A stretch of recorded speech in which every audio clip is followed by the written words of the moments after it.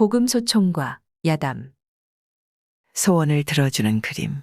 옛날에 두 사람이 살았는데 어릴 때부터 참 다정하게 지냈습니다. 콩 하나가 생겨도 혼자 안 먹고 둘이 나누어 먹을 만큼 그만큼 친하게 지냈습니다. 둘이 서로 약속하기를. 우리 나중에 커서 내가 잘 되면 너를 도와주고 내가 잘 되면 나를 도와주고 해서 같이 잘 살자. 하고 철석같이 약속을 했습니다. 둘이가 잘 커서 나이가 차니까 장가도 가고 했는데 서로 멀리 헤어졌습니다. 그리고 세월이 많이 흘렀는데 그중 한 사람이 참 가난하게 살았습니다. 과거를 몇 번 보아도 자꾸 떨어지고 살림은 점점 쪼들리고 나중에는 먹을 것도 없어서 온 식구가 굶을 판이었습니다. 그래서 아내 보고 내가 어렸을 때 서로 도와주기로 약속을 한 친구가 있는데 이제 그 친구를 찾아가 봐야겠어. 하니까 그 부인이 돈이 없어서 머리를 잘라 팔아서 노자를 만들어 주었습니다. 그걸로 노자를 해가지고 친구를 찾아갔습니다. 어떻게 물어물어 서울 사는 친구 집까지 갔는데 가보니 과연 친구는 잘 살았습니다. 고래등 같은 큰 기와집에서 하인도 여러 거느리고 참 잘 살았습니다. 이 사람이 찾아가니 옛 친구가 왔다고 얼마나 반가워하는지 몰랐습니다. 그래서 둘이 반갑게 인사를 하고 나서 이 가난한 친구가 자네가 잘 사는 것을 보니 참 반갑네. 그런데 나는 어찌 운이 없는지 먹고 살 양식도 없는 형편이라네. 그래서 마누라 머리를 잘라 팔아서 노자를 해가지고 오는 길일세. 하고 신세 타령을 했습니다. 그러니까 잘 사는 친구가 그러면 진작 오지 왜 이제야 왔는가? 아무 걱정 말고 여기서 며칠 묵어가게. 하고서 참 극진히 대접을 했습니다. 한 며칠 잘 대접을 받고 나서 이제 그만 가봐야겠네. 먹고 살 양식이나 사게 돈 몇 푼만 구워주게. 하니까 글쎄 이 친구가 돈은 안 주고 종이를 한 장 주었습니다. 가만히 보니까 황새가 한 마리 그려져 있는 종이었습니다. 그걸 주면서 잘 가라고 했습니다. 가난한 친구가 그걸 턱 받아 들고 들여다보니까 기가 막혔습니다. 여보게, 우리가 어렸을 때 어려우면 서로 도와주기로 약속을 해서 내 그것을 믿고 자네를 찾아왔는데 당장 돈 한 푼이 아쉬운 사람한테 돈은 안 주고 그림을 주면 이 그림을 가지고 내가 어떻게 살아가란 말인가? 하고 원망을 했습니다. 그러니까 이 잘 사는 친구가 아참, 내 그 그림을 어떻게 쓰는지 가르쳐주지 않았네 그려. 돈이 없어서 고생스러울 때마다 회초리로 황새다리를 한 번씩 치게나. 그러면 좋은 일이 생길 걸세. 이러는 거였습니다. 무슨 영문인지는 모르지만 좋은 일이 생긴다니까 그걸 가지고 나섰습니다. 그런데 그림을 준 친구가 또 신신당부를 했습니다. 여보게, 아무리 돈이 공해도 하루에 한 번씩만 황새다리를 쳐야 하네. 하루에 꼭 한 번씩일세. 그래서 그러마하고 서로 작별 인사를 하고 길을 떠났습니다. 가다가 생각해보니 이것 참 궁금하였습니다. 이게 모기에 돈도 안 주고 이걸 주면서 회초리로 치면 좋은 일이 생긴다 했을까 싶어서 종이를 펴놓고 회초리로 황새 다리를 딱 때려봤습니다. 그랬더니 글쎄 황새 궁둥이에서 돈꾸러미가 떨꺽하고 떨어지는 것이었습니다. 그것 참 신기하였습니다. 그래서 그만 집에는 가지 않고 한양 주막에서 실컷 돈을 쓰면서 놀았습니다. 돈 떨어지면 그림을 펴놓고 황새 다리만 딱 때리면 돈꾸러미가 나오니 이건 뭐 돈을 아주 흥청망청 써도 남았습니다. 그래서 날마다 술 먹고 노는데 나중에는 그것도 모자라서 이거 뭐 하루에 한 번 때려가지고야 언제 돈을 실컷 써보나. 아예 푸짐하게 때려서 돈 나오는 대로 실컷 쓰고 집에 가야겠다. 하고서는 그림을 펴놓고 황새 다리를 아주 불이 나게 때렸습니다. 때리니까 돈꾸러미가 찰컥 찰컥 찰컥 자꾸 떨어졌습니다. 그러다가 한 20번 때리니까 황새 다리가 그만 뚝 부러졌습니다. 그러고는 돈이고 뭐고 아무것도 안 나왔습니다. 이 사람이 남은 돈을 다 쓰고서는 또 친구를 찾아갔습니다. 가서는 이 사람아. 내가 망령이 나서 자네 시키는 대로 안 하고 여러 번 때리다가 그만 황새 다리를 분질러 놨네. 이걸 어쩌면 좋은가? 하니까 친구가 하는 말이 네, 그럴 줄 알았다. 하고는 또 며칠 동안 대접을 잘했습니다. 잘 얻어먹고 가려고 하니 이번에는 항아리가 그려진 종이를 주었습니다. 주면서 하는 말이 돈이 궁하거든 이 항아리를 똑똑 두드리는데 제발 이번에는 하루에 한 번씩만 두드려야 하네. 이러는 거였습니다. 그러마 하고 가지고 오다가 그림을 펴놓고 항아리를 똑똑 두드리니까 항아리 주둥이에서 돈꾸러미가 툭 튀어나왔습니다. 이 사람이 또 그놈을 가지고 주막에서 퍼질러 앉아서 먹고 놀았습니다. 제 버릇게 못 준다고 몇 날 며칠을 먹고 놀다 보니까 또 욕심이 생겨서 에라 모르겠다 하고 항아리를 자꾸 두드렸습니다. 돈이 툭깍 하고 나오다가 이것도 한 20번 두드리니까 그만 항아리가 폭삭 깨져버렸습니다. 그래놓고 이 사람이 또 친구를 찾아갔습니다. 이 사람아, 내가 또 항아리를 깨뜨려 버렸네. 어쩌면 좋은가? 그래, 내 그럴 줄 알았다. 그런데 이번에는 꼭 시키는 대로 해야지. 만약 또 실수했다가는 자네하고 나하고 다 죽을 테니깐 그리할게. 이번에는 어떤 일이 있어도 내 약속을 꼭 지킴세. 그래서 또 그림을 한 장 받았는데 이번에는 돈괴짝이 그려진 그림이었습니다. 이걸 가지고 집으로 곧장 가서 하루에 한 번씩만 손을 넣어야 하네. 하루에 꼭 한 번씩만. 신신당부를 했습니다. 그러마 하고 오는데 이 사람이 또 집에 안 가고 주막에 가서 놀았습니다. 그림을 펴놓고 돈 괴짝에 손을 넣으면 돈이 한 꾸러미씩 나왔습니다. 그걸 가지고 술 먹고 놀다가 하루는 이 사람이 이거 도대체 돈이 얼마나 들어있기에 이렇게 나오는지 모르겠다. 시험을 한번 해봐야지. 하고서는 손을 자꾸 집어넣으니까 이거 뭐 돈꾸러미가 밑도 끝도 없이 자꾸 나왔습니다. 이제는 20번 아니라 30번, 40번 해도 돈괴짝이 깨지길 하나 부러지길 하나.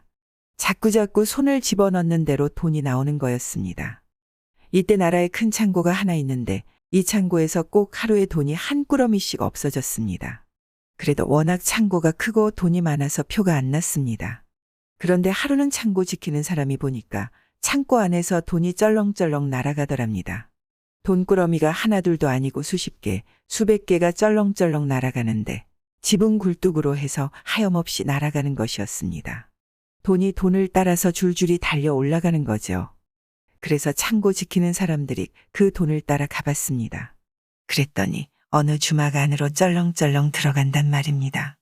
따라가 보니 웬 사람이 앉아서 돈괴짝 그려놓은 종이를 펴놓고 손을 불쑥불쑥 넣으면서 어이쿠, 또 나온다. 어이쿠, 또 나온다. 이러면서 돈을 꺼내고 있었습니다. 옆에는 돈이 산더미처럼 쌓여 있었습니다.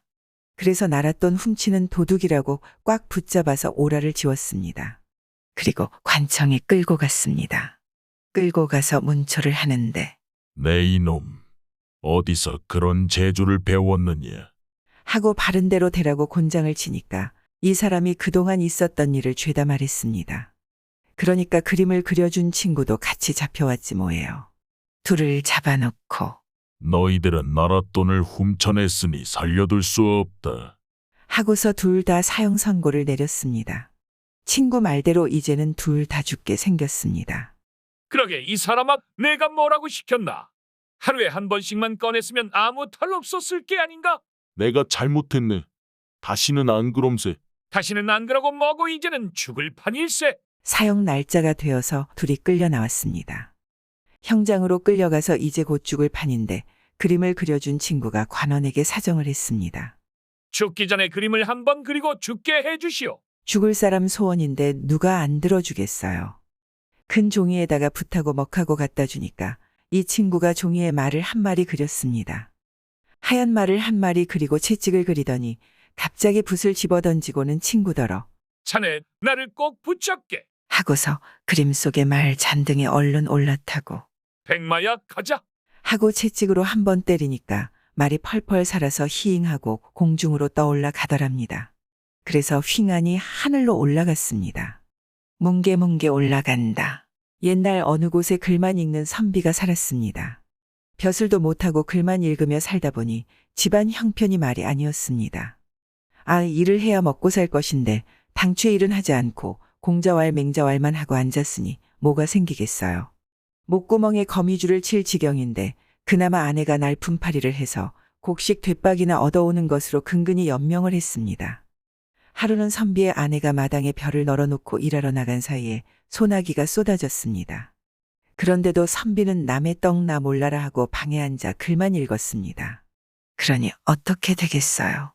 벼가 몽땅 물에 휩쓸려 떠내려가 버렸습니다. 아내가 집에 돌아와 그 꼴을 보니 참 기가 탁 막혔습니다.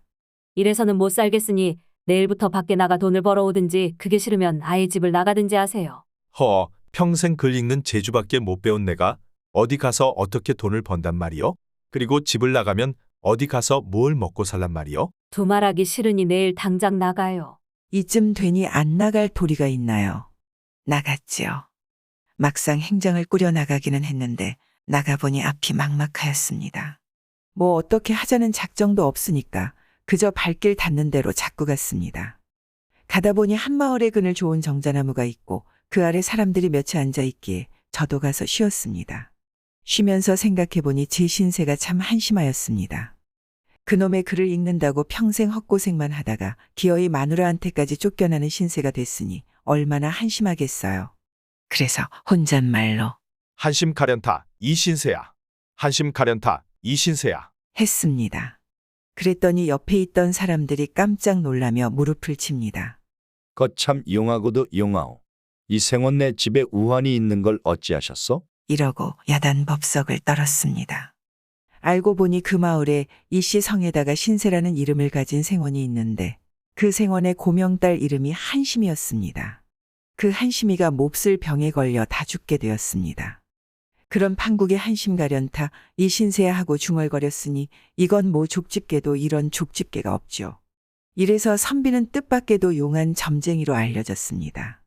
일이 이렇게 되니 이 생원네 집에서는 선비를 귀인 모시듯이 모셔다가 사랑에 앉혀놓고 딸 살릴 도인이 왔다고 대접이 이만저만이 아니었습니다. 지금까지 좋다는 약은 다 써보고 용하다는 의원은 다 불러다 보였어도 차도가 없어 근심하던 차에 이런 귀인을 만났으니 그럴 만도 하였습니다. 온갖 정성으로 대접을 하고 나서 부디 딸의 병을 고칠 방도를 가르쳐 주십시오. 하고 머리가 땅에 닿도록 절을 하였습니다. 이러니 선비는 참 오도 가도 못하게 되었습니다. 이미 소문이 짠 판국에 이제 와서 난 모로 했다가는 무슨 봉변을 당할지 모르고 게다가 이런 융숭한 대접을 받고 내 떡 나 몰라라 하자니 미안하기도 해서 며칠 기다리면 무슨 방도가 있을 거외다. 하고 말았습니다. 그런데 방도가 있으려니 뭘 알아야 말이죠. 용하다는 의원들도 못 고친 병을 제가 뭘 어떻게 하겠어요. 별수가 없으니까 그저 잠자코 주는 밥이나 먹고 문객들과 장기나 두면서 지냈습니다. 그러니 주인 집에서는 애가 타서 하루에도 몇 번씩 하인을 보내어 방도가 생겼느냐고 물었습니다. 그럴 때마다 좀 더 기다려보라고 이르고 돌려보냈습니다. 하루는 장기를 두고 있는데 하인이 와서 또 보챘습니다. 아씨 병을 고칠 방도를 어서 가르쳐 주십시오. 안 그래도 장기가 안 되는 판에 자꾸 보채니까 선비가 그만 역정이 났습니다. 그래서 장기판을 하인에게 냅다 던져버렸습니다. 그랬더니 하인은 옳지 이걸 삶아 먹이라는 뜻인가 보다 생각하고 장기판을 주워가지고 주인에게 갔습니다. 사랑방 도인님이 이걸 던져주던데요. 아마 삶아 먹이라는 뜻인 것 같습니다. 옳거니 불치병에는 여러 사람의 손독이 명약이라 하더니 과연 장기판에는 손독이 잔뜩 묻었겠다. 얘들아 어서 푹 삶아라. 장기판을 삶아서 그 물을 딸에게 먹였습니다. 아 그랬더니 그만 병이 씻은 듯이 나았습니다. 거참 희한한 일도 다 있지요. 이생원네 집에서는 딸의 목숨을 살려준 은인이라고 참 대접을 잘해주었습니다. 그래서 또 며칠 잘 얻어먹었습니다. 그러다 보니 이번에는 이웃 마을 부잣집에서 사람들이 우몰려와서 선비를 모셔간다고 야단법석이었습니다. 그 집에서는 금은보화를 몽땅 도둑 맞았는데 그걸 좀 찾아달라고 왔습니다. 에라 이왕의 일이 이렇게 되었으니 부잣집에 가서 대접이나 잘 받아보자 이렇게 생각하고 따라갔습니다. 가보니 부잣집에서는 온갖 음식을 큰 상에 떡 벌어지게 차려놓고 선비를 상 앞에 앉히더니 부디 금은보화를 훔쳐간 도둑을 찾아주십시오. 하고 온 식구가 절을 하면서 부탁을 했습니다. 도둑이고 뭐고 우선 음식이나 먹고 보자 싶어서 차려놓은 음식을 이것저것 집어먹었습니다. 그런데 부잣집 식구들은 그 사이를 못 참고 제발 도둑의 이름이라도 가르쳐 주십시오. 하고 득달같이 재촉을 했습니다. 그런데 그놈의 도둑을 무슨 수로 알아내겠어요. 뾰족한 수도 없고 할 말도 없어서 멍하니 앞만 바라보고 있으려니까 상 위에 놓인 떡에서 김이 뭉게뭉게 올라갔습니다. 갓 쪄낸 떡이니까 김이 많이 나죠. 무슨 말이든지 하기는 해야겠고 할 말은 없으니까 혼잣소리로 뭉게뭉게 올라간다. 뭉게뭉게 올라간다. 하고 말았습니다. 그랬더니 모여 선 사람들이 저마다 그러면 그렇지. 내 그럴 줄 알았다. 하고 웅성거렸습니다. 알고 보니 그 마을에 문개라는 사람이 살고 있었나 봅니다. 그런데 참 희한하게도 그 문개를 잡아다 물어보니 정말 도둑이었습니다. 이래서 참 우연히 도둑을 잡았다는 이야기입니다. 세 가지 유산. 옛날에 어떤 사람이 아들 삼형제를 두었는데 삼형제가 다 커서 장가갈 나이가 되었을 때 이 사람이 병이 들어 죽게 되었습니다. 죽기 전에 아들 삼형제를 불러놓고 내가 평생 덕을 쌓지 못한 것이 한이 되어 논 바치고 집문 서고 감 나갈 만한 것은 모두 남에게 주었으니 섭섭하게 생각하지 마라. 남은 물건이라고는 이것밖에 없으니 셋이서 나누어 갖도록 해라. 하고는 담뱃대, 맷돌, 장구를 주었습니다. 그러고는 죽었습니다. 아들 삼형제는 아버지 장사를 치르고 나서 유산 세 가지를 나누었는데 마지는 나이가 많다고 담뱃대를 가지고 둘째는 기운이 세다고 맷돌을 가지고 막내는 장구를 잘 친다고 장구를 가졌습니다. 그러고 나서 셋이서 집을 떠났습니다. 여기 있어봐야 집이 있나 논밭이 있나 먹고 살 길이 없으니까 어디든지 가서 제주껏 먹고 살기로 한 거죠. 한참 가다 보니 세 갈래 길이 나왔습니다. 그래서 마지는 왼쪽 길로 가고 둘째는 가운데 길로 가고 막내는 오른쪽 길로 가기로 했습니다. 셋이서 의논하기를 여기서 헤어지되 누구든지 살만하게 되면 다시 돌아와서 여기에 집을 짓고 살도록 하자. 그러면 우리 삼형제가 다시 만날 것 아니냐. 이렇게 약속을 하고 헤어졌습니다. 마지는 담뱃대를 가지고 왼쪽 길로 하염없이 갔습니다. 몇 날 며칠을 가다 보니 산중에서 날이 저물었는데 마침 그 깊은 산중에 고래등 같은 기와집이 한 채 있었습니다. 그래서 거기에 들어가서 주인을 찾았습니다. 주인을 찾으니 아주 먼 데서 희미하게 누구시오? 하는데 젊은 여자 목소리였습니다.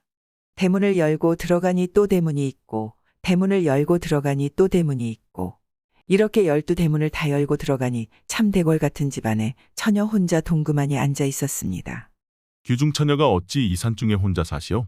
하고 물으니 처녀가 하는 말이 본래 우리 식구가 7이었는데 며칠 전부터 밤마다 한 사람씩 죽더니 이제는 나 혼자 남았습니다. 오늘은 내가 죽을 차례입니다. 이런단 말이에요. 그거 참 괴이한 일도 다 있다 싶어서 겁도 나지만은 산중에서 처녀가 죽는다는데 그냥 보고만 있을 수 있나요? 그래서 오늘 밤에 내가 무슨 일인지 알아볼 터이니 다락에 올라가 숨어 있으시오. 하니까 처녀는 그러다가 손님까지 변을 당하면 어쩌려고 그러십니까? 하고 말렸습니다. 하지만 마지는 아무 걱정 말라고 하고 처녀를 다락에 숨겨놨습니다. 그러고는 제가 처녀 옷을 입고 촛불 밑에 앉아 있었습니다. 밤이 이슥해지니까 밖에서 찬바람이 시행하고 일더니 12대문 여는 소리가 삐걱삐걱하고 12번이 났습니다. 그러더니 촛불이 훅 꺼지면서 시커먼 것이 방 안으로 스르르 들어왔습니다. 들어오더니 뭐 어떻게 손을 쓸 새도 없이 기다랗고 시커먼 것이 제 아랫도리를 휙 감아서 꼼짝을 못하게 했습니다. 아이고, 이제는 꼼짝없이 죽었구나. 이럴 때 칼이라도 하나 있었으면 이걸 단번에 2동강 내버릴 텐데 수중에 가진 거라고는 아무짝에도 못 쓰는 담뱃대뿐이니 어쩐담. 그러다가 에라 이왕에 죽을 바에는 아버지가 물려주신 담뱃대로 담배나 한 대 피우고 죽을란다 하고서 담뱃대를 물고 불을 당겼습니다. 아, 그런데 이게 웬일입니까? 담배 연기를 몇 모금 내뿜었더니 아랫도리를 감고 있던 것이 스르르 나가 떨어졌습니다. 촛불을 켜고 살펴봤더니 글쎄 길이가 10대 차나 되는 시커먼 왕지네가 쭉 뻗어 있었습니다. 지네라고 하는 것은 독한 담배 연기를 쐬면 죽었습니다. 그래서 참 아버지가 물려준 담뱃대 덕분에 목숨을 건졌습니다. 그러고 나서 다락문을 열고 보니 처녀가 그 사이에 혼절을 해서 정신을 못 차리고 있었습니다. 너무 겁이 나서 그런 게죠. 물을 끓여다 먹이고 팔다리를 주무르고 하니까 깨어났습니다. 처녀가 깨어나서 마지에게 절을 하면서 목숨을 구해주신 은인이니 평생 서방님으로 모시고 은공을 갚을까 합니다. 마침 부모님이 남기신 폐물이 있으니 그걸 가지고 함께 여기를 떠납시다. 이랬습니다. 그래서 마지는 예쁜 색시도 얻고 폐물을 팔아서 돈도 많이 얻었습니다. 그러니까 참 살만하게 되었습니다. 그래서 아우들과 약속한 대로 갈림길로 돌아와서 집을 짓고 살았습니다. 둘째는 맷돌을 짊어지고 가운데 길로 갔습니다. 몇 날 며칠을 하염없이 갔습니다. 가다 보니 둘째도 산중으로 들어가게 됐는데 날이 저물어 묵을 곳을 찾다 보니 어디쯤 다 허물어져 가는 집이 한 채 있었습니다. 거기 가서 주인을 찾아도 아무 대답이 없었습니다. 몇 번 불러도 대답이 없기에 들어가 봤습니다. 들어가 보니 빈 집이었습니다. 다리도 아프고 기운도 없고 해서 거기서 하룻밤 자기로 했습니다. 누워서 잠을 청하는데 갑자기 밖에서 시끌벅적한 소리가 들렸습니다. 내다보니 모기가 팔대장승 같은 놈들이 방망이를 하나씩 들고 마구 시끄럽게 떠들면서 들어왔습니다.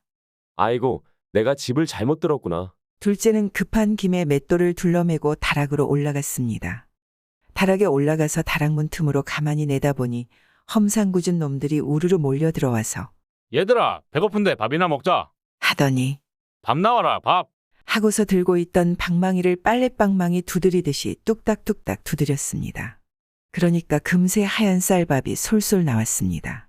아, 저것들이 말로만 듣던 도깨비로구나. 하면서 보고 있으니 이놈들이 밥을 다 퍼먹고 옷 나와라 돈 나와라 하면서 장난을 치다가 나중에는 춤을 추면서 한바탕 놀아댔습니다. 밤이 얼추 지나가고 새벽녘이 될 때까지 그러고 놀더니 한 도깨비가 얘들아, 인내난다. 인내나. 하면서 코를 벌름벌름 했습니다. 그러니까 다른 도깨비들도 킁킁 냄새를 맡으면서 돌아다니더니 저 다락에서 인내가 난다. 하면서 둘째가 숨어있는 다락으로 슬슬 올라왔습니다. 큰일 났지요. 이키, 이제는 꼼짝없이 죽었구나. 이럴 때 몽둥이라도 하나 있었으면 저것들을 한 대씩 후려패고 도망이나 갈 텐데 가진 거라고는 아무짝에도 못 쓰는 맷돌뿐이니 어쩐담. 그러다가 에라 이왕에 도깨비한테 잡혀 죽을 바에는 아버지가 물려주신 맷돌이나 한번 돌려보고 죽을란다 하고서 맷돌을 드르렁 돌렸습니다. 그랬더니 아 이게 웬일일까요? 도깨비들이 맷돌 소리를 듣고 혼비백산에서 방망이고 뭐고 몽땅 집어던지고 오르르 도망을 갔습니다. 빈 맷돌을 드르렁 돌려댔으니 그 소리가 좀 큰가요? 본래 도깨비라고 하는 게 겁이 많아서 맷돌 소리가 집 무너지는 소리인 줄 알고 도망을 간 거죠. 둘째가 다락에서 내려와 보니 도깨비들이 내던져 놓은 금방망이, 은방망이가 지천으로 널려 있었습니다. 그걸 주워 가지고 나왔습니다. 이래서 참 아버지가 물려준 맷돌 덕분에 부자가 되었습니다. 부자가 돼서 살만하니까 형제끼리 약속한 대로 갈림길로 돌아와 집을 짓고 살았습니다. 막내는 장구를 둘러매고 오른쪽 길로 갔습니다. 몇 날 며칠을 걸어서 낯설고 물선 곳에 갔습니다. 그런데 어쩌다 보니 막내도 깊은 산중에 들어가게 되었습니다. 산중에서 날이 저물었는데 거기는 아주 깊은 산중이라 집도 절도 없었습니다. 그래서 여기저기 헤매고 다니다 보니 저만치 앞에서 시퍼런 불빛이 번쩍번쩍했습니다. 그것도 한두 개가 아니고 수십 개가 예서 번쩍 재서 번쩍하는데 그게 뭔고 하니 호랑이 눈이었습니다. 호랑이들이 막내를 잡아먹으려고 떼지어 몰려왔습니다. 참 큰일 났습니다. 막내는 엉겁결에 근처에 있는 나무 위에 올라갔습니다. 그랬더니 이놈의 호랑이들이 목마를 타고 올라왔습니다. 제일 큰 놈이 밑에 엎드리고 그 다음 놈이 그 위에 올라타고 또 그 다음 놈이 그 위에 올라타고 이렇게 목마를 타고 올라오는데 뭐 잠깐이었습니다. 잠깐 사이에 얼추 닿겠거든요. 꼼짝없이 오랑이 밥이 될 판이었습니다. 에구, 이제는 죽었구나. 이럴 때 총이라도 하나 있었으면 저놈들을 쏘아 죽일 텐데 가진 거라고는 아무짝에도 못 쓰는 장구뿐이니 어쩐담. 그러다가 에라 이왕에 호랑이 밥이 될 팔자라면 아버지가 물려주신 장구나 한번 쳐보고 죽을란다 하고서 장구를 쿵덕쿵덕 쳤습니다. 덩기덩기 더덩기 불쌍한 우리 아기 저 고개 어찌 발벗겨 넘길쏜가. 덩기덩기 더덩기 불쌍한 우리 아기 저 고개 어찌 발벗겨 넘길쏜가. 아주 노래까지 곁들여 한바탕 신나게 쳤습니다. 그랬더니 이놈의 호랑이들이 신이 나서 줄줄이 목마를 탄 채로 덩실덩실 춤을 추었습니다. 어깨도 으쓱으쓱, 앞다리도 덜렁덜렁, 뒷다리도 움찔움찔. 이렇게 춤을 추다가 목말이 와르르 무너지면서 죄다 목이 부러져 죽어버렸습니다. 날이 새서 막내가 내려와 보니 나무 밑에 호랑이들이 즐비했습니다. 그걸 죄다 팔아서 돈을 많이 벌었습니다. 호랑이 가죽이 좀 비싼가요? 그렇게 해서 막내도 살만하니까 형들하고 약속한 대로 갈림길에 돌아와 집을 짓고 살았습니다. 삼형제가 어찌나 재미나게 잘 살았는지 아직도 그 골에 가면 웃음소리가 끊이지 않는답니다. 도깨비가 준 선물. 옛날 어느 곳에 좀 어수룩하고 모자라는 총각이 살았습니다. 나이 20이 넘도록 콩과 보리를 못 가리고 하나에 둘 더하는 셈도 못할 만큼 둔했습니다. 마음 쓰는 품이야 나무랄 데 없지만은 세상 물정을 몰라도 너무 모르니 사람 구실을 할 수 있나요? 총각 부모는 자식 때문에 걱정이 늘어졌습니다. 저 아이가 세상 물정을 저리 모르니 우리가 죽고 나면 혼자서 어떻게 살지 걱정이요. 그러게나 말이오. 사람은 바깥으로 돌수록 깨인다 하니 세상 구경이나 하게 집에서 내보냅시다. 이렇게 의논을 하고 아들을 내보냈습니다. 총각은 괴나리 보찜을 짊어지고 집을 떠났습니다. 얼마만큼 가다가 산속에서 날이 저물었는데 잘 곳을 찾아보니 마침 다 쓰러져가는 빈집이 있었습니다. 그래 거기에 들어갔습니다. 들어가 보니 이놈의 집이 도깨비 집이었습니다. 험상궂게 생긴 암도깨비가 턱 나와서 히히히 잘 만났다. 나와 함께 1년만 살자. 하는데 뭐 안 살 재간이 있어야죠. 도깨비하고 같이 살았습니다. 1년이 지나니까 도깨비가 보자기를 하나 주면서 이 보자기를 펴놓고 손뼉을 치면 쌀이 생기지. 하는 거였습니다. 그래서 보자기를 죽 펴놓고 손뼉을 짝짝 쳤더니 아닌 게 아니라 하얀 잎살이 보자기에 하나 가득 생겼습니다. 그 보자기를 가지고 집에 갔습니다. 집에 가는 길에 날이 저물어 주막에 들었습니다. 주막에 들어서 주막 주인에게 보자기를 맡기면서 절대로 이 보자기를 펴놓고 손뼉을 치면 안 돼요. 했습니다. 그러니 주인이 왜 그런 소리를 하나 싶어서 밤중에 보자기를 펴놓고 손뼉을 짝짝 쳐봤습니다. 그랬더니 쌀이 수북이 생겼습니다. 주인이 그만 욕심이 나서 보자기를 슬쩍 감춰두고 그 이튿날 다른 보자기를 내줬습니다. 총각은 그것도 모르고 집에 돌아가서 어머니 아버지에게 자랑을 했습니다. 어머니, 아버지, 제가 쌀 나오는 보자기를 얻어왔어요. 하면서 보자기를 펴놓고 손뼉을 짝짝 쳤습니다. 그런데 나오긴 뭐가 나오겠어요. 아무것도 안 나오죠. 그러니 어머니 아버지는 땅이 꺼져라 한숨을 쉬면서 아들을 야단쳤습니다. 내가 1년 동안 세상 구경을 하고도 아직 사리분별을 못하는구나. 도로 나가서 더 배우고 오너라. 그래서 총각은 할 수 없이 또 집을 나갔습니다. 나가도 마땅히 갈 데가 없으니까 또 도깨비 집을 찾아갔습니다. 보자기를 잃어버렸다고? 그럼 나하고 1년만 더 살자. 그래서 도깨비하고 1년을 더 살았습니다. 1년이 지나니까 도깨비가 말 한 마리를 주면서 이 말 궁둥이를 때리면 금돈이 나오지. 했습니다. 말 궁둥이를 탁 때려보니 참말로 금돈이 하나 뚝 떨어졌습니다. 또 때리니 또 나왔습니다. 때릴 때마다 금돈이 하나씩 나왔습니다. 그 말을 끌고 집에 갔습니다. 가다가 날이 저물어서 주막에 들었습니다. 주인에게 말을 맡기면서 이 말 궁둥이는 절대로 때리지 말아요. 했습니다. 주인이 그 말을 듣고 가만히 있을 리 있나요? 밤중에 몰래 말 궁둥이를 때려보니 금돈이 뚝 떨어졌습니다. 그만 욕심이 나서 그 말을 감춰두고 그 이튿날 다른 말을 내줬습니다. 총각은 그것도 모르고 집에 돌아가서 자랑을 했습니다. 어머니, 아버지, 이것 보세요. 금돈을 내는 말을 얻어왔어요. 하고서 말 궁둥이를 탁 때려보니 뭘 나오긴 하나요? 아무것도 안 나오죠. 자꾸자꾸 때렸더니 떨어진다는 게 똥덩어리만 뚝 떨어졌습니다. 어머니 아버지가 또 땅이 꺼져라 한숨을 쉬면서 야단을 쳤습니다. 내가 아직도 나아진 게 없구나. 도로 나가거라. 하는 수 없이 또 집을 나갔습니다. 갈 데가 없으니까 또 도깨비한테 갔습니다. 그럼 나하고 1년만 더 살자. 또 1년 살았습니다.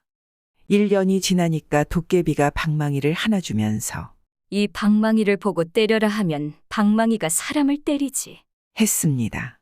그 방망이를 얻어서 집에 갔습니다. 가다가 날이 저물어서 주막에 들었습니다. 주막 주인에게 방망이를 맡기면서 이 방망이더러 때려라 하면 큰일 나요. 했습니다. 주막 주인이 2번이나 재미를 봤으니 이번에도 좋은 게 나올 줄 알고 밤중에 방망이를 내놓고 때려라 했습니다. 그랬더니 방망이가 벌떡 일어나 주인을 마구 두들겨 팬단 말이에요. 아파서 도망가면 쫓아와서 때리고 또 도망가면 쫓아와서 때리고 이러니 견딜 수가 있나요? 주인이 총각 자는 방에 들어가서 싹싹 빌었습니다. 아이고, 내가 잘못했어. 접대 훔친 보자기도 내놓고 말도 내놓을 테니 제발 살려줘. 이래서 보자기와 말을 도로 찾았습니다. 보자기와 말을 찾아가지고 집에 가니 그제야 어머니 아버지가 우리 아들 철 다 들었다고 반겨주었습니다. 그러나 저러나 총각 집에서는 그 뒤로 보자기와 말 덕분에 잘 살았는데 보자기는 하도 폈다 접었다 하는 바람에 망가져서 못 쓰게 되고 말은 하도 궁둥이를 때려서 죽어버렸답니다. 방아 찢는 호랑이.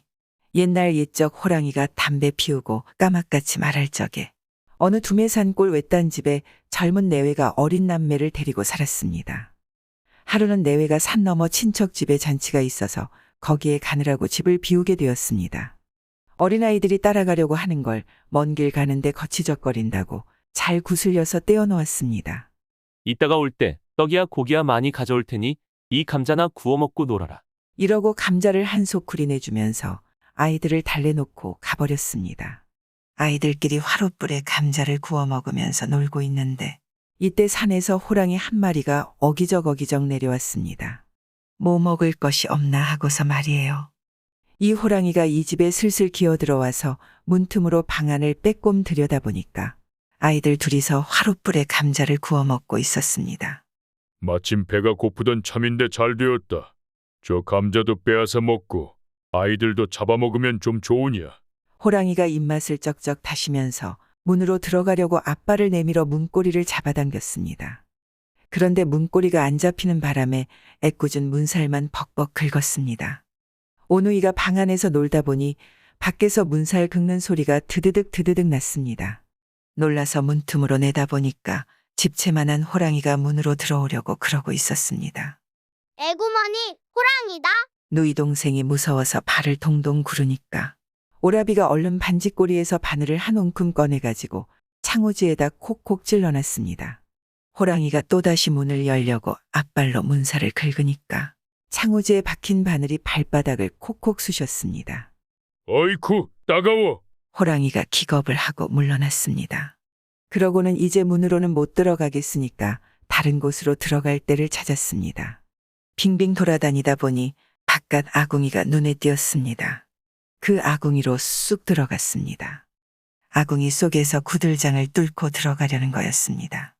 오누이는 바깥이 한참 동안 조용하니까 어떻게 됐나 하고 또 문틈으로 내다봤습니다.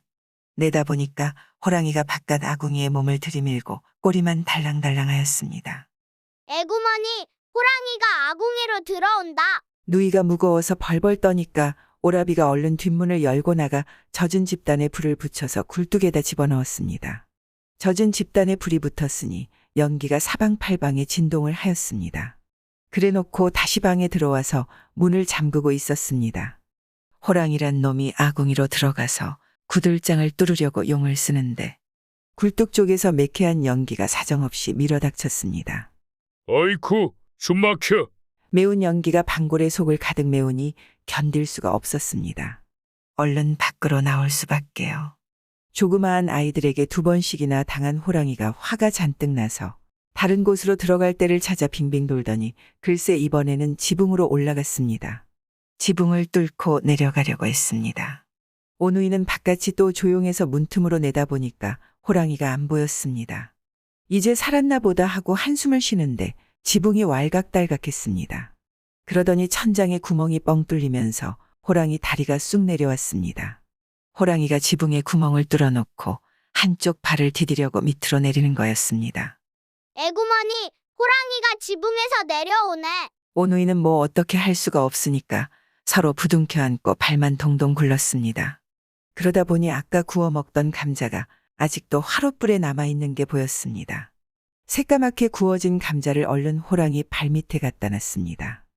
호랑이가 한쪽 발은 지붕에 두고 한쪽 발을 뻗어서 척 디디니까 뜨거운 감자가 밟혔습니다. 아이쿠, 뜨거워. 깜짝 놀라서 발을 들어 올렸습니다. 조금 있다가 또 발을 내리니까 아직도 뜨거웠습니다. 또 냉큼 들어 올렸습니다. 조금 있다가 또 발을 내리고 뜨거우니까 또 올렸습니다. 이렇게 천장에서 한쪽 발을 올렸다 내렸다 하고만 있는 거였습니다. 그걸 보니까 꼭 절구공이로 절구방아를 찢는 것 같았습니다. 오누이는 무서운 것도 잊어버리고 재미있어서 깔깔 웃었습니다. 에고 우소하라. 호랑이가 방아를 찢네. 잘됐다. 얘야, 엄마가 방아 찌으려고 놓아둔 좁쌀 좀 내와. 누이 동생이 좁쌀을 바가지로 퍼오니까 그걸 화롯불에 뜨겁게 달구어서 호랑이 발밑에 갖다 놨습니다. 호랑이는 밑에 뭐가 있는지도 모르고 발을 내려보니까 또 뜨거웠습니다. 그러니까 발을 또 들어 올렸습니다. 내렸다가 뜨거우니까 또 들어 올리고 이렇게 자꾸만 발을 올렸다 내렸다 하였습니다. 그 바람에 좁쌀이 아주 잘 찧어졌습니다. 오누이는 재미있어서 깔깔 웃어대면서 하루 종일 호랑이 방아로 좁쌀을 아주 잘 찧었습니다. 저녁이 되어서 내외가 집에 돌아와 보니 지붕 위에 호랑이 한 마리가 지쳐서 축 늘어져 있었습니다. 하루 종일 쉬지 않고 방아를 찧어대서 힘이 다 빠졌지 뭐예요. 그래서 쉽사리 끌어내려 잡았습니다. 그리고 방에 들어가 보니 아이들이 좁쌀 단말을 모두 잘 찧어놨습니다. 얘들아, 너희들이 무슨 재주로 이 많은 좁쌀을 다 찧어놨니? 호랑이 발이 오르락내리락 해서 그걸 절구공이 삼아서 찧었지요. 호랑이 잡고 좁쌀 잘 찧고 아주 횡재를 했습니다. 석승의 폭. 석승이라고 하면 99,900 석직이 부자요. 고금에 없는 부자 중에 상부자라고 그러는 말이 있지요. 그런데 석승이 본래 그런 부자가 아니었답니다. 젊었을 때는 참 못한 말로 가랑이가 찢어지게 가난했습니다. 어찌나 간고하게 살았는지 논밭은 고사하고 변변한 집 한 칸이 없어서 남의 집 머슴살이를 했답니다. 이 석승이 남의 집 머슴살이를 하는데 저도 돈을 좀 벌어보겠노라고 마음을 아주 단단히 먹고 큰 독 하나를 쥔 집 뒤란에 묻어놨습니다. 그러고는 세경을 받는 족족 그 독 안에 돈을 넣고 묻었습니다. 한 번 넣은 돈은 하늘이 무너져도 꺼내 쓰지 않고 이렇게 한 10년 모았더니 독 안에 돈이 가득 찼습니다. 그렇게 되니까 이제 머슴살이를 그만두고 독에 든 돈으로 살림미천을 해서 농사를 짓든지 장사를 하든지 내 힘으로 살아보리라 하고 주인한테 하직을 하고 나왔습니다. 독을 짊어지고 가는데 가다 보니 물 좋고 정자 좋은 곳이 있어서 독을 내려놓고 쉬었습니다. 한참 쉬고 나서 독을 들여다보니까 이런 변이 있나요? 돈이 한 푼도 없었습니다. 10년 머슴살이에서 모은 돈이 하나도 없었습니다.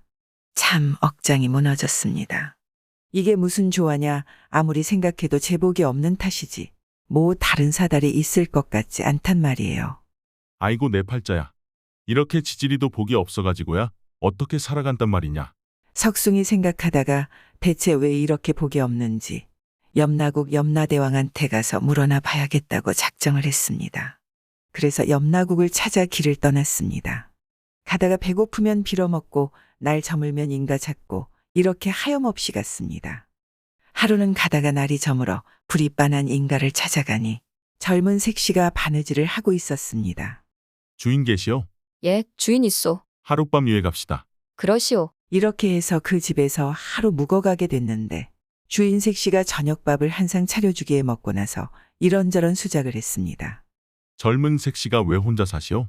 아이고, 내 팔자는 무슨 놈의 팔자인지 남편을 정해놓으면 죽고 정해놓으면 죽고 하니 어쩌겠소. 내가 지금 염라대왕한테 내 팔자 물어보러 가는데 색시 것도 물어봐 드리겠소.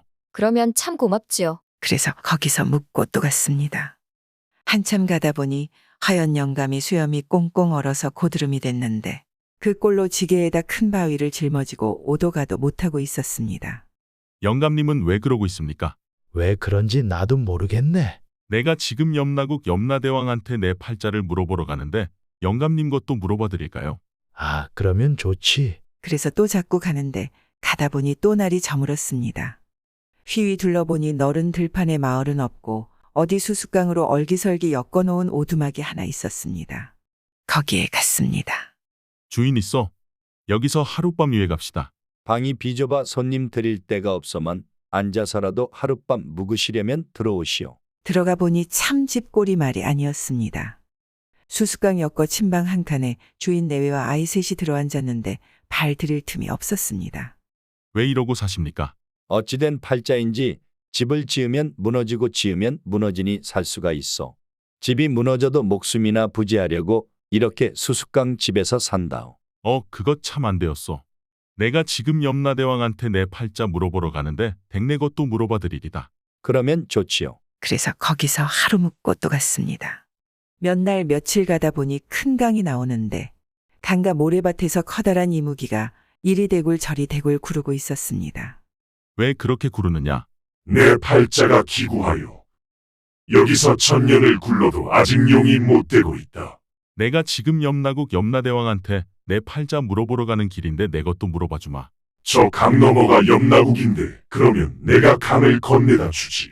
석숭이 이무기 등을 타고 강을 건넜습니다. 강을 건너자 큰 집이 있고 집에 들어서니 높은 마루에 염라대왕이 앉아 있었습니다. 석숭이 염라대왕 앞에 가서 넙죽 엎드려 절을 했습니다. 대왕님, 석숭이 인사드립니다. 오, 내가 석숭이냐? 내가 올 줄 알았다. 저는 남의 집머슴살이 10년에 돈 한 입 못 만져보는 팔자라 대왕님께 물어보러 왔습니다. 아, 이제부터는 팔자가 펴질 테니 걱정 마라. 남편을 정해놓으면 죽고 정해놓으면 죽고 하는 색시 팔자는 왜 그렇습니까? 배필을 못 만나서 그렇다. 마지막 죽은 남편 제사 지내고 나서 처음 만나는 사람이 그 색시 배필이다. 수염이 얼어서 고드름이 된 노인이 바위를 짊어지고 오도 가도 못하는 것은 왜 그렇습니까? 그 사람이 산지기로 있으면서 산에 나무하는 아이들 낫도 빼앗고 도끼도 빼앗고 지게도 빼앗아서 그 죄의 갚음을 하느라고 그렇다. 지나는 사람 100사람한테 지게 지고 절하면 된다고 그래라. 집을 지으면 무너지고 지으면 무너져서 수수깡 집에서 사는 사람은 왜 그렇습니까? 그 사람은 조상 제사를 잘 못 모셔서 그렇다. 이제부터 제삿날이 되면 찬물 한 그릇이라도 정성껏 떠놓고 근신하라고 해라. 저 강 건너 모래밭에서 승천을 못하고 구르는 이무기는 왜 그렇습니까? 그놈은 욕심이 많아. 하나만 있으면 될 여의주를 둘이나 가지고 있어서 그렇다. 이렇게 다 묻고는 절을 하고 물러났습니다. 물러나서 돌아오는데 강가에 이르니 이무기가 업어 건네려고 마중을 나와 있었습니다. 염라대왕님이 뭐라고 하더냐? 하나만 있으면 될 여의주를 둘이나 가지고 있어서 그렇다고 하더라. 이무기가 석숭을 건네주고는 캑캑 하더니 여의주 하나를 토해 놓았습니다. 그러니까 하늘에 오색 무지개가 걸리더니 이무기가 그 무지개를 타고 스르르 승천을 하였습니다. 석숭은 이무기가 토해 놓은 여의주를 주워 가지고 갔습니다.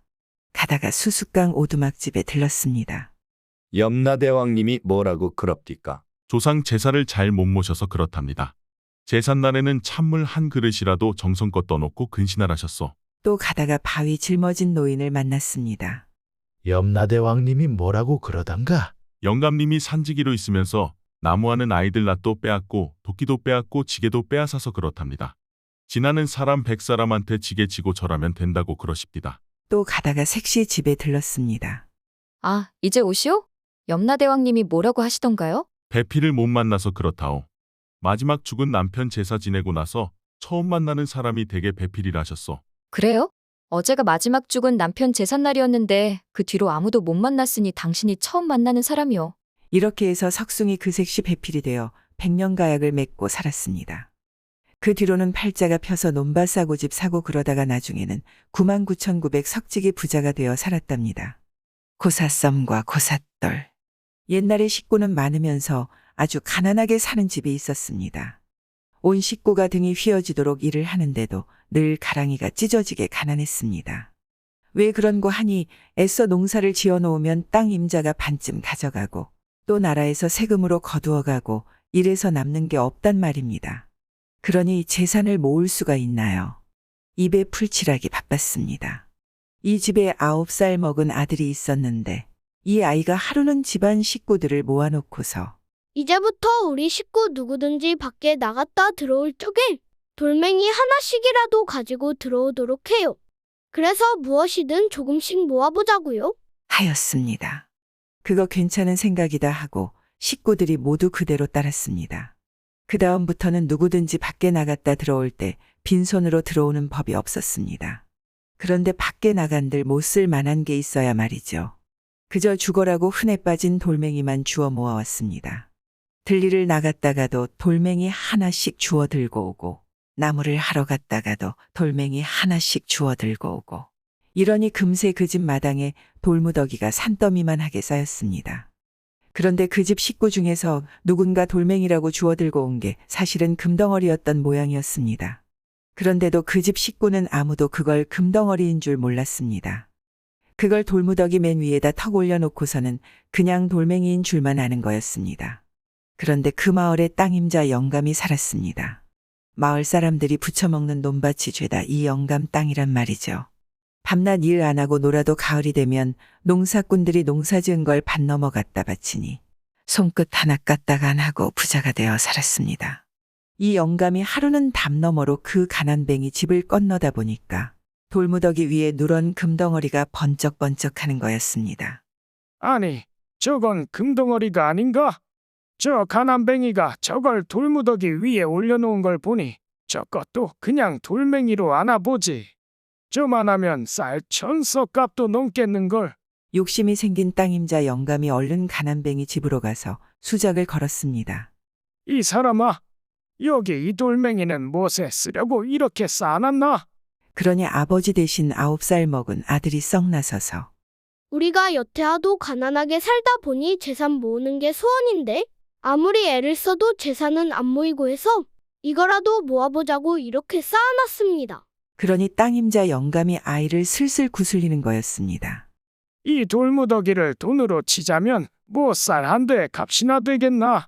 그렇지만 내가 꼭 쓸 데가 있어서 그러니 쌀 100석하고 이 돌무더기를 바꾸는 게 어떻겠느냐? 아, 돌무더기를 쌀 100석하고 바꾸자는데 누가 마다하겠어요. 그게 소원이라면 바꾸겠습니다. 그런데 서로 약속에 실수가 없도록 증거를 남겨두는 게 좋겠습니다. 나중에 딴말이 없도록 하자는 얘기였습니다. 아, 황금 덩어리가 굴러들어 올 판인데 무슨 짓을 못하겠어요. 당장 문서를 만들어 도장을 찍고 증인까지 세웠습니다. 그래서 이제 돌무더기와 쌀 100석을 맞바꾸게 되었습니다. 지주 영감이 속으로 셈을 하기를 금덩어리가 줄 잡아도 쌀 1000석 값은 될 터이니 쌀 100석을 줘도 900석이 남는구나. 이거야말로 횡재로다. 하고 그저 싱글벙글이었습니다. 먼저 가난뱅이네가 쌀 100석을 실으러 갔습니다. 온 식구가 지게를 지고 가서 산더미 같은 노젓가리를 헐어싣고 오는데 지주 영감이 맨 위에 쌀가마니는 고사서민이 내려놔라 하는 거였습니다. 옛날에는 곡식 가마니를 쌓을 때 제일 잘 여문 것을 맨 위에다 올려놨는데 그걸 고사섬이라 했습니다.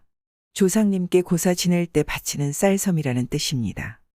그래서 맨 위에 쌀가마니 하나를 내려놓고 다 실어왔습니다. 그리고 이제 지주 영감네가 돌무더기를 실어갈 차례가 되었습니다. 하인들이 말과 수레를 잔뜩 끌고 와서 돌무더기를 헐어 실으려고 하는데 이 집 아들이 또 썩 나서서 깡충깡충 돌무더기 위에 올라가더니 영감님도 고사섬 하나를 내려놨으니 우리도 고사돌 하나 내려놓습니다. 하고는 맨 위에 있는 금덩어리를 달랑 집어서 내려놓았습니다. 이거 야단났습니다. 그거 하나 보고 쌀을 100석씩이나 줬는데 말이에요. 예, 너 다른 돌멩이를 고사돌로 쓰면 안 되겠느냐? 영감이 울상이 되어 숫제 애원을 하였습니다. 영감님도 고사섬으로 맨 위에 것을 내려놨잖아요. 그러니 우리도 맨 위에 돌을 고사돌로 써야지요. 이러니 별 수 있어요. 그냥 돌멩이만 바리바리 실어갔습니다. 가난뱅이네는 쌀 100석에다 금덩어리까지 갖게 됐으니 부자가 됐지 뭐예요. 그래서 잘 살았더랍니다. 9살 먹은 아이는 99살까지 잘 살았답니다. 거북이와 차돌이. 자, 오늘은 거북이가 물건 찾는 이야기를 하나 하죠. 거북이가 어떻게 물건을 찾느냐고요. 아, 그게 딱딱한 껍질 쓴 거북이 아니고 사람 이름입니다. 옛날 어떤 마을에 거북이라는 아이하고 차돌이라는 아이가 살았습니다. 왜 옛날에는 아이들 이름을 그렇게 짓지 않았나요? 개똥처럼 아무데나 굴러다녀도 병 없이 살라고 개똥이, 바위처럼 튼튼하게 자라라고 바우, 장난쳐서 속썩이지 말고 얌전하라고 얌전히, 이렇게 말이에요. 거북이와 차돌이도 그런 식이죠. 거북이라는 짐승은 사람보다 더 오래 살거든요. 한 200년씩이나 산다니까 그래서 거북처럼 오래 살라고 거북이죠. 차돌이는 말하나 마나 차돌처럼 단단하게 자라라고 차돌이죠. 이 두 아이가 서로 참 친하게 지낸 모양입니다. 콩 하나가 생겨도 반쪽으로 나누어 먹을 만큼 친하게 지냈는데 그만 거북이에게 일이 생겼습니다. 갑자기 아버지가 병에 걸려 시름시름 앓더니 약도 한번 제대로 못 써보고 죽고 말았지 뭐예요. 그런데 설상가상으로 아버지가 죽은 뒤에 어머니까지 밤낮으로 슬퍼하며 울기만 하더니 그만 죽고 말았습니다. 그러니 거북이는 하루아침에 천혜고아가 돼버린 거죠. 형제도 없이 혼자 남았는데 친척들이 우달려들어 집문 서고 땅문 서고 다 빼앗아 가버리니 팔자에 없는 거지 신세가 되었습니다. 불쌍한 거북이는 집도 절도 없는 신세가 되어 밥을 빌어먹으며 사는데 차돌이가 그 꼴을 보니 참 가슴이 아프단 말이에요. 제 집은 먹고 살 만하니 거북이를 제 집에 데려다가 같이 살면 좋으련만 차돌이 아버지가 그건 허락을 안 해주었습니다.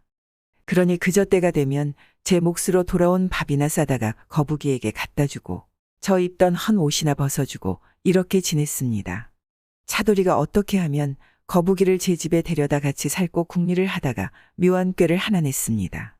그 꾀가 몽고하니 제 집 물건을 제가 훔치는 꾀였습니다. 차돌이네 집에는 조상 대대로 물려 내려오는 은수저가 한 벌 있는데 이건 차돌이 아버지가 애지중지하는 물건이었습니다. 비단 보자기에 싸서 장롱 깊숙이 넣어두었다가 제사 때야 꺼내 쓰곤 하는 물건이었습니다. 이걸 몰래 훔쳐낸 거죠. 훔쳐내서 지붕 기와장 밑에 넣어두고는 시치미를 뚝 떼고 있었습니다. 며칠 뒤에 제삿날이 되어서 차돌이 아버지가 은수저를 찾아보니 없었습니다. 그래서 집안이 발칵 뒤집혔습니다. 온 식구가 다 나서서 은수저를 찾는다고 난리가 났지만 그놈의 기와장 밑에 숨겨둔 걸 어떻게 찾겠어요. 차돌이 아버지는 제사상을 차려놓고 조상뵐 면목이 없다고 땅이 꺼져라 한숨만 쉬었습니다. 이때 차돌이가 슬그머니 나섰습니다. 아버지, 은수저를 찾을 묘책이 있습니다. 그러니 아버지 귀가 번쩍 뜨이죠. 무슨 묘책이냐? 제 동무 거북이한테 귀신도 놀랄 만한 재주가 하나 있습니다. 잃어버린 물건을 족집게처럼 잘 찾아내지요. 거북이에게 은수저를 찾으라고 해보시는 것이 좋겠습니다. 그래, 그 아이한테 그런 재주가 있었더냐? 그러면 어서 불러오너라. 그런데 아버지, 만약 거북이가 은수저를 찾아내면 그 보답으로 우리 집에 같이 살게 해주신다고 약속해 주시렵니까? 당장 발등에 불이 떨어졌는데 무슨 약속을 못하겠어요. 그럼하고 했지요. 차돌이가 이제는 되었다 하고 얼른 거북이를 찾아갔습니다. 거북아, 이제 내가 살 길이 터졌다. 우리 집에 가서 아버지가 은수저 어디 있느냐고 묻거든. 다른 말 말고 지붕 위 기와장 밑에 있습니다라고만 해라. 그 말만 하면 너는 우리 집에서 나와 함께 살게 돼. 거북이는 영문도 모르고 차돌이를 따라갔습니다. 가보니 과연 차돌이 아버지가 은수저 행방을 물었습니다. 차돌이가 시킨 대로 지붕 위 기와장 밑에 있다고 그랬습니다. 찾아보니 정말로 거기에 있었습니다.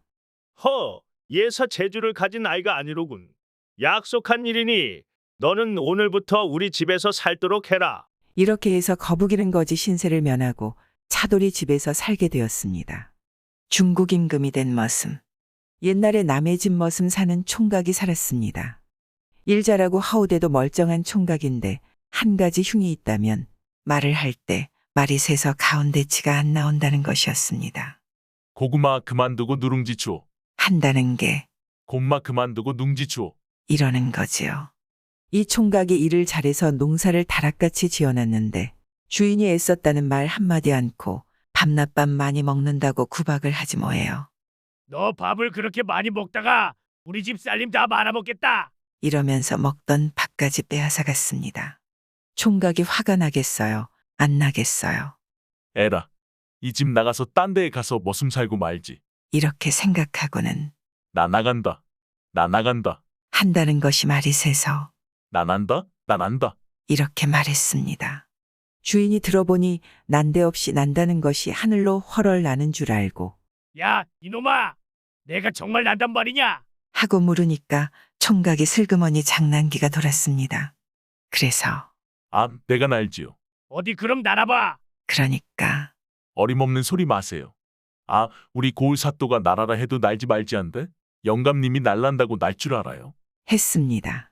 주인 영감이 그 소리를 듣고는 당장 사또에게 쪼르르 달려가서 고해 바쳤습니다. 우리 집머슴 사는 놈이 이러이러한 말을 했다고 말이죠. 그러니까 사또가 영을 내려서 이 머슴을 잡아갔습니다. 데려다 놓고 내가 정말 나느냐? 하니까 이머슴이 이제 장난질에 이골이 났습니다. 큰 소리를 뻥뻥 쳤습니다. 예, 날지요. 어디 한번 날아보아라. 그러니까 나라님이 날아라 해도 날지 말지 한데 사또가 날란다고 내가 날겠습니까? 안 날지요. 이러니 사또가 화가 나서 이놈을 당장 큰 칼 씌워서 옥에 가두어라. 하고는 당장 나라님한테 상소를 올렸습니다. 우리 고을에 이러이러한 머슴이 이러이러한 말을 했다고 말이죠. 그러니까 나라님이 당장 불러 올려라. 해서 또 나라님 앞에 불려갔습니다. 나라님이 묻기를 내가 정말 날 줄 아느냐? 하니까 이 머슴이 참 딱하게 되었습니다. 이제 와서 못 난다고 하면 거짓말한 죄로 벌을 받을 것이고 이러나 저러나 벌 받기는 마찬가지 아니겠어요. 에라 모르겠다 하고 또 큰 소리를 쳤습니다. 예, 날다뿐입니까? 그럼 어디 한번 날아보아라. 하니까 그건 어렵겠습니다. 중국 임금이 날아라 해도 날지 말지 한데 나라님이 날란다고 내가 날겠습니까? 이러고 간 큰 소리를 쳤습니다. 나라님이 그거 참 맹랑한 놈이로구나. 갖다 가두어라. 해서 옥졸들이 머슴을 옥에 가두었습니다. 그런데 소문이 얼마나 빠른지 그 소식을 중국 임금이 들었던 모양이었습니다. 조선에 사신을 보내서 당신네 나라에 나는 사람이 있다니 구경 좀 하게 보내주시오. 하였습니다. 그래서 이 머슴이 이제 중국에까지 가게 되었습니다. 중국에 가니까 조선에서 나는 사람 온다는 소문이 퍼져서 구경꾼이 온 장 안에 들어차게 모였습니다. 모여서 머슴을 보고 손가락질을 하고 저희들끼리 수군대고 난리 났습니다. 이 머슴이 아주 으스대면서 중국 임금 앞에 떡 나갔습니다. 그래, 내가 날 수 있느냐? 이제는 뭐 어떻게 할 도리도 없게 됐으니 또 큰 소리를 치는 거죠. 예, 잘 날지요. 한번 날아봐라. 하니까 어이구, 그거 아무 때나 나는 것이 아닙니다. 나는 일이 얼마나 어려운데 시도 때도 없이 난단 말입니까? 했습니다. 그럼 언제 날 수 있느냐? 까짓것 중국에까지 왔으니 실컷 구경이나 하자고 생각하고 한 달 뒤에는 알지요. 그 전에는 절대 못 납니다. 했습니다. 그럼 한 달 뒤에 보자. 이러고 나왔는데 나는 사람 왔다고 대접을 아주 잘해주었습니다. 잘 얻어먹고 구경 잘하다가 약속한 날이 되었단 말이죠. 중국 임금 앞에 불려갔습니다. 오늘이 난다고 한 날이 아니냐? 그렇습지요. 이제 제가 날 테니 저 큰 산 밑에 가서 기다려 보십시오. 그래서 중국 임금하고 구경꾼들이 모두 산 밑에 가서 와글와글거리는데 머슴은 혼자서 산으로 올라갔습니다. 산 꼭대기에 올라가서 이리 보고 저리 보고 돌아다니면서 이제 떨어져 죽을 데를 찾았습니다. 까짓것 떨어지는 거나 나는 거나 그게 그거지 뭐 하고서 말이에요. 그렇게 다니다 보니까 어디서 말소리가 들렸습니다. 가까이 가보니 조그마한 산토끼 2마리가 옥과 부채를 놓고 아웅다웅하고 있었습니다. 가만히 보니까 무당이 굿할 때 쓰는 부채처럼 방울 달린 커다란 부채가 하나 있고 스님이 입는 장삼처럼 소매가 넓고 기다란 옷이 한 벌 있단 말이에요. 너희들 여기서 뭘 하느냐? 토끼들이 서로 나서서 말을 하는데 이것은 하늘을 나는 옷이거든요. 이 옷을 입고 부채를 펴서 질술 붙이면 하늘로 막 올라가는 건데 이것을 내가 먼저 주었는데 제가 제 것이라고 우기잖아요. 안 해요. 내가 먼저 주었는데 제가 우기는 거예요. 이런단 말이에요. 이거 참 잘 되었다 싶어서 토끼들을 슬슬 구슬렸습니다. 너들 중에서 누가 이걸 갖든지 못 가진 쪽은 섭섭할 것 아니냐. 괜히 이것 때문에 싸우면 사이만 나빠질 테니 차라리 날 타오. 그게 내 목숨 살리는 물건이다. 그러니까 토끼들이 한참 수군수군하더니 그 말이 옳다 싶었는지 옷과 부채를 주었습니다. 고맙다 하고서 옷을 입고 부채를 쫙 펴서 붙이니까 몸이 둥둥 떠올랐습니다. 한참 둥둥 떠서 올라가다 보니 아차 내려오는 방법을 안 배웠네요. 밑에 가물가물하는 토끼들을 보고 큰 소리로 물었습니다. 얘들아, 이거 내려갈 땐 어떻게 하는 거냐? 부채를 한쪽씩 접으면 돼요. 그래서 부채를 한쪽씩 접으니까 몸이 슬슬 내려왔습니다. 그렇게 해서 중국 임금이 있는 곳에 덩실덩실 내려갔습니다. 중국 임금이 아주 놀라서 눈이 왕방울만 해졌습니다. 자기도 한번 날아보고 싶었습니다. 나도 그것 입고 부채질하면 날 수 있을까? 그렇겠지요. 그 옷 좀 빌려주겠나? 그러지요. 그래서 중국 임금이 옷을 입고 부채를 붙여서 둥둥 떠 올라갔는데 너무 높이 올라가서 잘 보이지도 않았습니다. 그런데 이 임금이 내려오는 방법을 알아야죠. 그냥 높은 데서 둥둥 떠다니기만 한단 말이에요. 밑에서는 아무리 기다려도 임금이 안 내려오니까 조선에서 온 이 사람을 새 임금으로 삼아야 한다고 의논을 해서 이머슴이 그만 중국 임금이 되었습니다. 하늘로 올라간 헌 임금은 솔개가 됐고 그 솔개는 아직도 못 내려오고 하늘에서 빙빙 돌고 있다고 합니다. 구독과 좋아요, 알람 설정 부탁드리옵니다.